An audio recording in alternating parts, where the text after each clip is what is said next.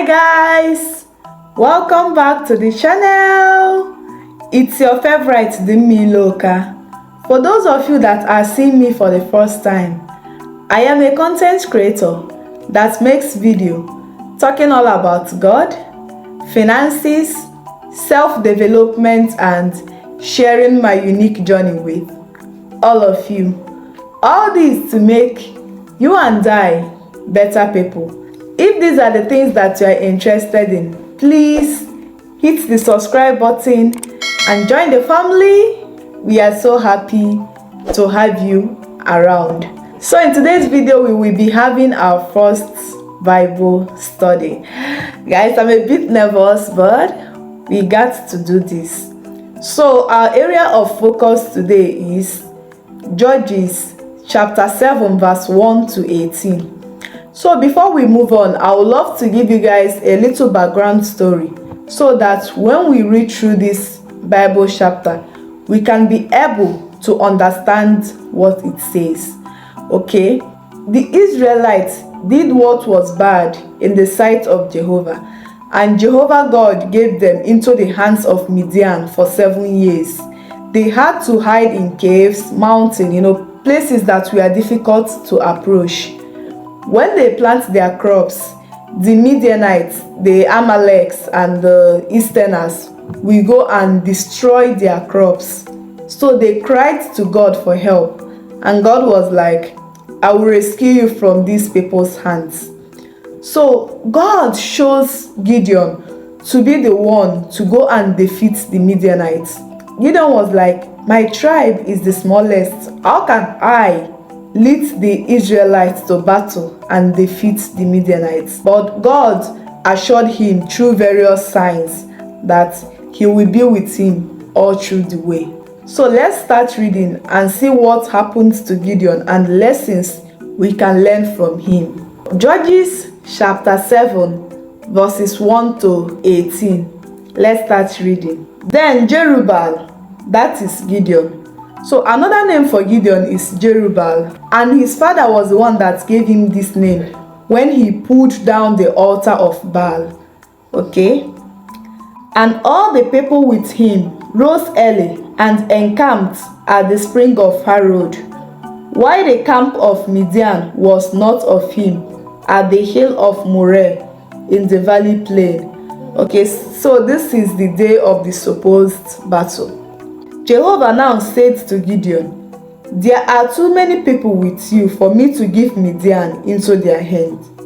Otherwise, Israel might brag about itself against me and say, my own hand saved me. So here God was telling Gideon, you have too many people with you, and if I give Midian into your hands with these many people, tomorrow Israel will say that their own hands saved them and not me. So God wanted to prove, God wanted to show the Israelites that He's the ultimate solution, that He's the one that will make them to defeat the Midianites. Now please, announce in the presence of the people, whoever is afraid and trembling, let him return home. So Gideon put them to the test.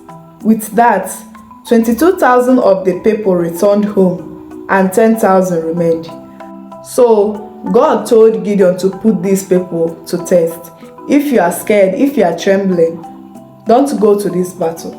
So after he said that, 22,000 of his men left, remaining only 10,000. That is a large number. But let's keep reading so that we can see what God did. Still, Jehovah said to Gideon, there are yet too many people. Have them go down to the water, so that I may test them for you there. When I say to you, this one will go with you, he will go with you. But when I say to you, this one will not go along with you, he will not go along. So this is the second test, because God was like, you still have a lot of people with you. I just want to show you guys that I am the sovereign God, that all powers belong to him. Okay, so God gave him another test to go down to the stream. So he took the people down to the water. Then Jehovah said to Gideon, Separate everyone who laps up the water with his tongue, just as a dog laps, from those who bend down on their knees to drink. The number of those lapping up the water, putting their hands to their mouth, was 300 men. The rest of the people bent down on their knees to drink. Jehovah now said to Gideon, I will save you with the 300 men who lapped the water, and I will give Midian into your hand. But let all the other people go back home. With this test, God was able to bring out just 300 men to go to the battle with Gideon, and he told Gideon to send the others home. This is an unconventional battle plan, from 32,000 people to just 300 men. That is great. So after they took the provisions and the horns from the people, he sent all the other men of Israel back home, and he kept only the 300 men. The camp of Midian was below him in the valley plain. During that night, Jehovah said to him, Get up, attack the camp, for I have given it into your hand. But if you are afraid to attack, go down to the camp with Purah, your attendant. Listen to what they say, and afterward you will have the courage to attack the camp. At that, he and Purah, his attendant, went down to the edge of the encamped army. So God was like telling Gideon, go and attack these people. But God recognized the fact that Gideon has lost motivation. Gideon has lost courage. Maybe probably from the reduction of his men. God was so caring and faithful that he was like, I know you've lost courage. Don't worry. I'm going to motivate you. I'm going to give you courage, okay? Go down with your attendants. You will go and listen to a conversation that will make you to have the whole courage you need. Don't we have a caring God? Don't we have a faithful God? He promised Gideon that he will give Midian into his hand. And God is not just the one that promised and will do it for you, but God will be with you at every step of the way. He recognizes Gideon's imperfections. As a man, he has proved himself sometimes to Gideon in the past. So, ordinarily, God can be like, I've proved myself to you some time ago, so you know that I am God. I have all the power. But God was not like that. God recognizes the fact that we have limits. And he told Gideon, you know what? I'm going to give you courage. So let's read further. Now Midian and Amalek and all the Easterners covered the valley plain like a swarm of locusts, and their camels were without number, as many as the grains of sand on the seashore. Gideon now came, and there was a man relating a dream to his companion. And he said, This is the dream I had.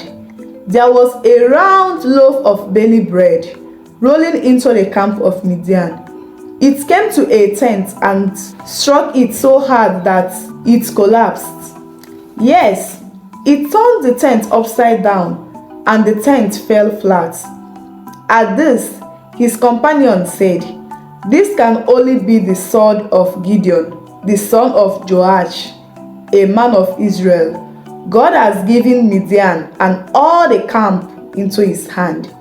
So God proved to Gideon again that he's with him, that he will defeat the Midianites. So what other motivation does Gideon need? So we have a caring and a faithful God who understands our imperfections and limits. As soon as Gideon heard him relate the dream and its interpretation, he bowed down to worship. After that, he returned to the camp of Israel and said, Get up, for Jehovah has given the camp of Midian into your hands. So, he has had the courage right now, and he's like, you know what? Let's get up and let's go and fight these people because we are going to defeat them. God has given him all the courage he needs.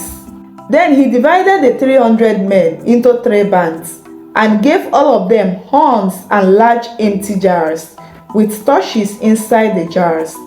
Then he said to them, "Watch me and do exactly what I do. When I come to the edge of the camp, you should just do as I do. When I blow the horn, I and all who are with me, you also must blow the horns all around the camp and shout, 'For Jehovah and for Gideon.'" So this is where we are going to stop. If you read further, you can see how Gideon defeated the Midianites. So with this Bible chapter, we can see how Gideon led God into his life and how God provided for him. So it is time to see the lessons we can learn from this Bible chapter. The first lesson we can learn from this Bible chapter is God's sovereignty. God reduced the number of Gideon's men from 32,000 to just merely 300 men, and still was able to defeat the Midianites. This is to show us that all power belongs to God. The victory over the Midianites came ultimately from God. This also reminds us that God is in control in all our circumstances, and he can accomplish his purpose through unexpected means. Okay, so lay everything down at God's feet. God is sovereign. All power belongs to him and him alone. Okay, whatever you are going through in life, just go and lay it down to him. Know that you are laying it at the feet of the one who all the power belongs to, who created the universe, who created the heavens, the earth, everything in between. Okay, so this Bible verse teaches us that all power belongs to God. Another lesson that we can learn from this Bible chapter is letting go and letting God. The Israelites disobeyed God, and God gave them into the hands of Midian for 7 good years. They turned back to God, they asked him for help, and God intervened. God showed up in their lives. Look at Gideon. In his widest imagination, he never knew that he was the one that is going to lead the Israelites out of the hands of Midian. When God approached him, he listed how disqualified he is, that his tribe is the smallest. But God was not looking at all those things. God was just like, allow me into your life and see what I can do in it. Okay, so this is a call for us to let go and let God into our lives, because wherever God guides, he provides. Another lesson that we can learn from this Bible chapter is faith. Gideon demonstrated a high level of faith by following God's unconventional battle plan, even though that it seems risky and illogical. So Gideon had faith in God, and look at where it led him to. God told him, reduce your men to just 300, from 32,000 men to just merely 300 men. Gideon listened to God. He had faith in God. He believed that even though that he just had 2 men, that God can give the Midianites into his hands. Just like Hebrew 11 verse 6 says, without faith, it is impossible to serve God well. Faith is an integral part of our journey with God. Okay? We don't walk by sight, we walk by faith. If we don't have faith in God, then we can't be on the same side with God. So this is a call for us to have faith in God, to believe that he is the rewarder of all those that are earnestly seeking him. Another lesson that we can learn from this chapter is God's strength in weakness. At first, Gideon thought that he was never qualified for this, but God showed up for him. God proved himself to him through various signs. At a point, Gideon got afraid, but God was there to give him courage, to motivate him. God was also there to assure him that he is still with him. This is to show us that we have a God that cares for us. We have a God that is faithful. We have a God that is aware of our imperfections and our limits. with just 300 men, Gideon won the battle. Remember that the Bible says that the Midians, Amaleks, and the Easterners were like a swarm of locusts. They were so many. But with just 300 men, Gideon was able to defeat them. This narrows down to what Apostle Paul says, that God's strength is made perfect in our weakness.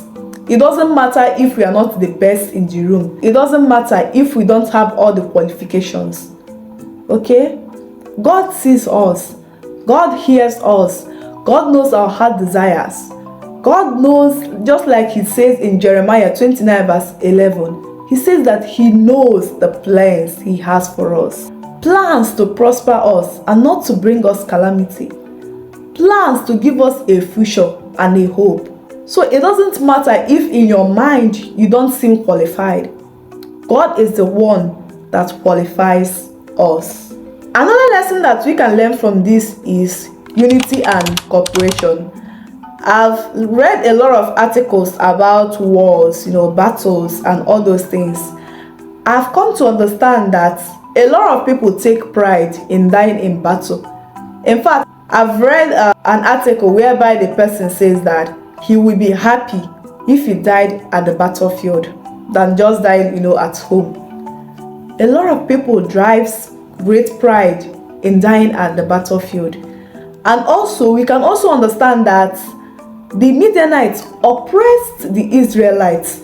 So when Gideon was like telling these people, let's go and fight, a lot of people might have been fed up with the oppression. They might be like, let's go and fight. Okay? It doesn't matter if we die or not.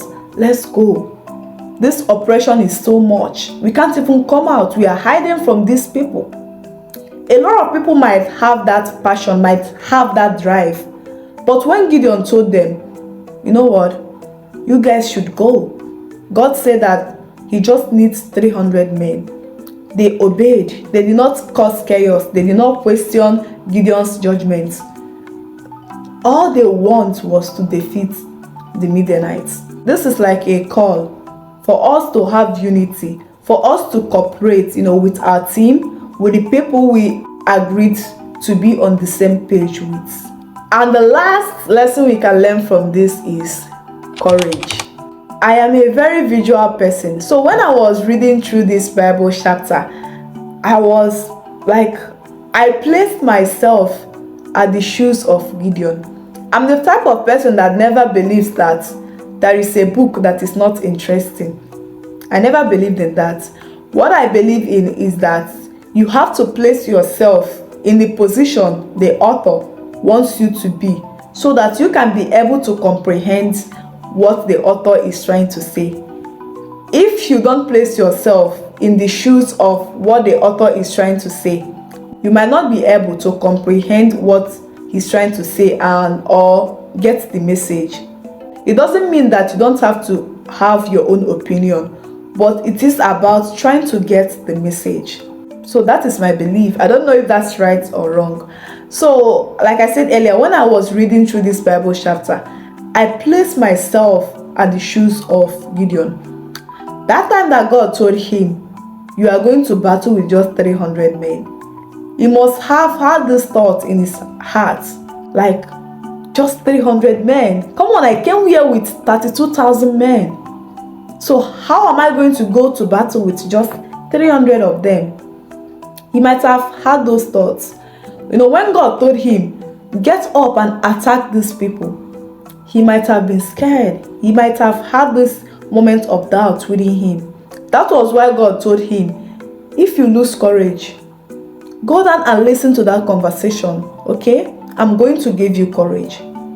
So Gideon demonstrated a high level of courage in God. Even when he listened to that conversation, he came back, he was like, guys, let's get up. Let's go and attack those people. Let's go and get things done this minute. So to be able to walk fully in God, we need to have the courage to stand up for what we believe in. Because it's one thing to say that, God, I love you, I'm going to do this, I'm going to do that. It is another thing to be able to do all those things. Okay? So let's get up and face our storm. let's not be afraid of our storm, okay? Let's not lose confidence. Let's have the courage to be able to get up and face our storms and stand by what we believe in, okay? So guys, with that being said, we've come to the end of this video. Thank you guys for watching. I appreciate you guys so much. This means a lot to me. As usual, if you have any topic you want us to discuss about in this channel, feel free to throw that in the comment section, okay? If you have any questions on what we discussed earlier, you can ask me that in the comment section, okay? It's your favorite dimmailoka, and it's been great with you guys. Don't forget to like, share, comment, and subscribe, guys. It helps the channel and it helps me as well. Until next time, don't forget to stay positive and stay cheeky. Bye.